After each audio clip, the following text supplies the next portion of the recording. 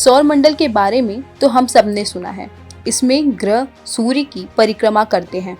कुछ ग्रहों की कक्षाएं करीब करीब पूरी तरह से वृत्ताकार होती हैं, लेकिन कुछ की नहीं।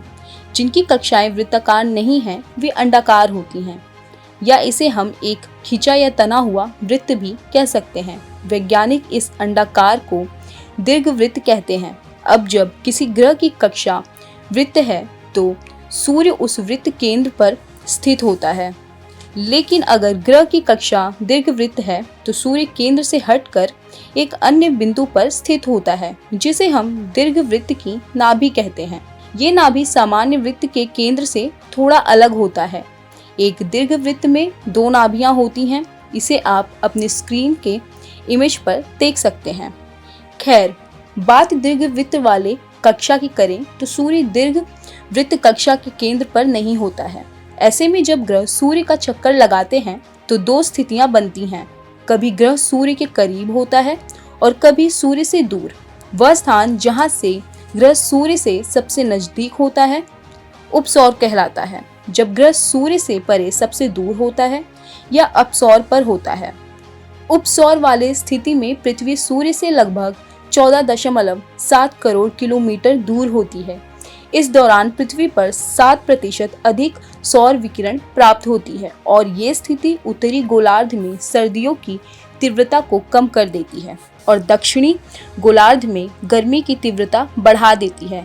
आमतौर पर उपसौर की स्थिति 2 जनवरी से 5 जनवरी के बीच होती है, लेकिन यह स्थिति हर साल बदलती रहती है।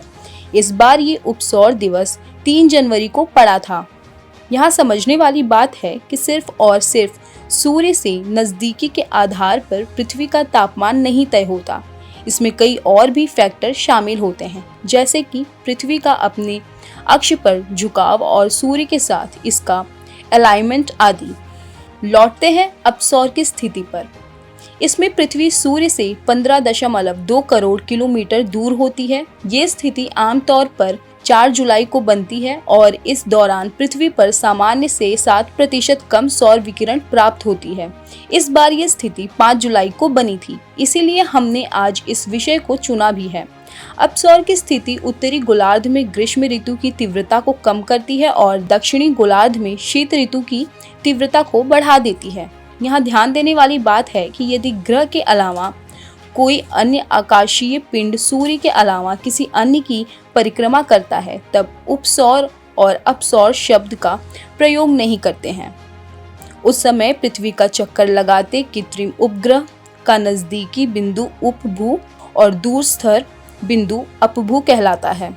आज के इस कार्यक्रम में बस इतना ही। अब बारी है आज के सवाल की। आपको कमेंट करके बताना है कि जब पृथ्वी सूर्य के नज़दीक आती है या फिर सूर्य से दूर जाती है तो उस स्थिति में पृथ्वी के चाल में कोई अंतर होता है क्या।